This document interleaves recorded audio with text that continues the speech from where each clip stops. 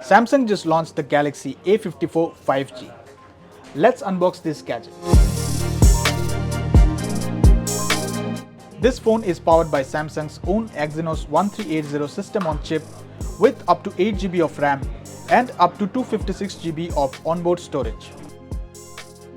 The back of the phone has a triple camera setup, including a 50 megapixel primary camera sensor, a 12 megapixel ultra-wide angle lens, and a 5 megapixel macro camera sensor.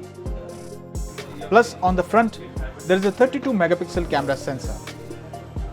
The phone also has a 5000 mAh battery with 25 watt fast charging.